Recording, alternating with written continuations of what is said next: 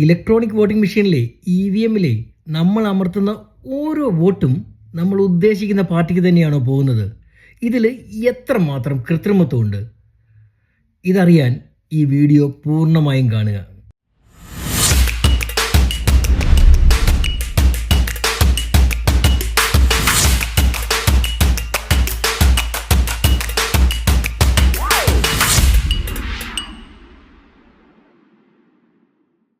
ഭാരതത്തിലെ തെരഞ്ഞെടുപ്പുകളിൽ EVM വന്നതിന് ശേഷം EVMനെ കുറിച്ച് എല്ലാ തെരഞ്ഞെടുപ്പുകൾ വരുമ്പോഴും അതിന് ശേഷവും നിരവധി ചർച്ചകളാണ് വരുന്നത്. ഇന്നത്തെ നമ്മളുടെ ടോപ്പിക്കിൽ നമ്മൾ EVMനെ കുറിച്ചും VVPATനെ കുറിച്ചും നമുക്ക് സംസാരിക്കാം, കൂടുതൽ കാര്യങ്ങളെക്കുറിച്ച് അറിയാം.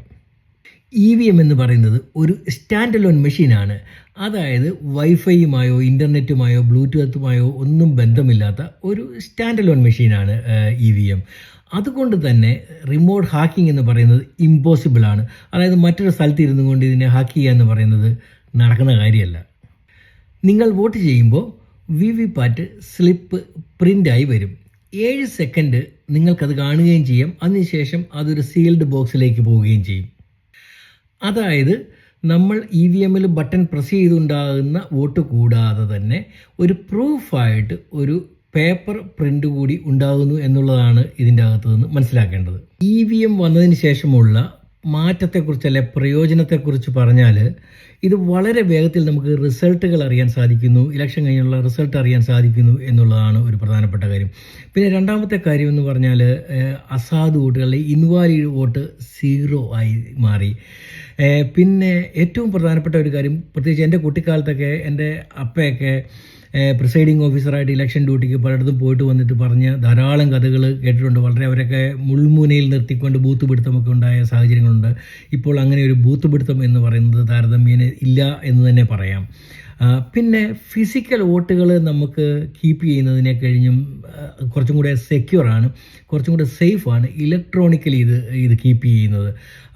അതുപോലെ തന്നെ ഒരു ഡബിൾ പ്രൂഫാണ്, അല്ലെങ്കിൽ ഒരു എന്താ പറയുക, ട്രാൻസ്പെറൻസി ഒന്നുകൂടി കൂടി VVPAT വന്നപ്പോൾ.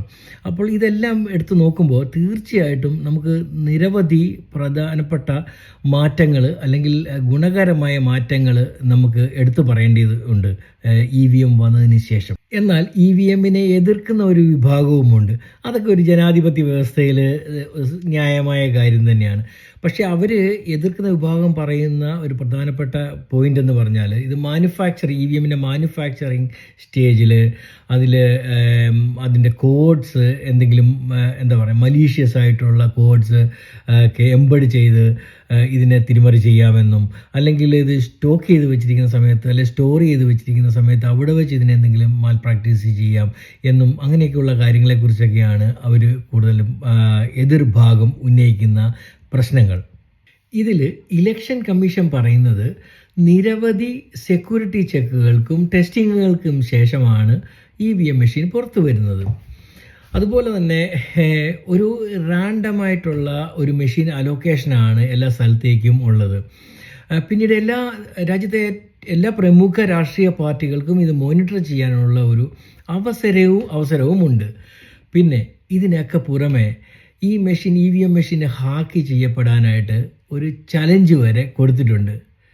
പക്ഷേ ഒരു കാര്യം മനസ്സിലാക്കേണ്ടത്, ഇന്നേ വരെ ഒരു EVM മെഷീൻ പോലും ഹാക്ക് ചെയ്യപ്പെട്ടതായിട്ടോ അതിനൊരു പ്രോബ്ലം കാണിച്ചതായിട്ടോ ഒരു രേഖകളും ഇന്നേ വരെ വന്നിട്ടില്ല എന്നുള്ളതാണ്.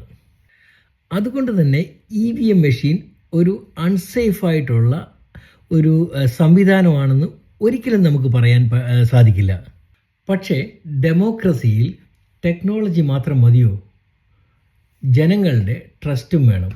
EVM മെഷീൻ വരും കാലങ്ങളിൽ രാജ്യത്തെ എല്ലാ ജനങ്ങളുടെയും ട്രസ്റ്റ് സമ്പാദിക്കും എന്ന് യാതൊരു സംശയവും എനിക്കില്ല. അപ്പോൾ ടെക് മെയ്ഡ് സിമ്പിൾ വിത്ത് ജിബി ഗോപാലൻ മറ്റൊരു ടോപ്പിക്കുമായി ഉടൻ തന്നെ കാണാം. നന്ദി, നമസ്കാരം.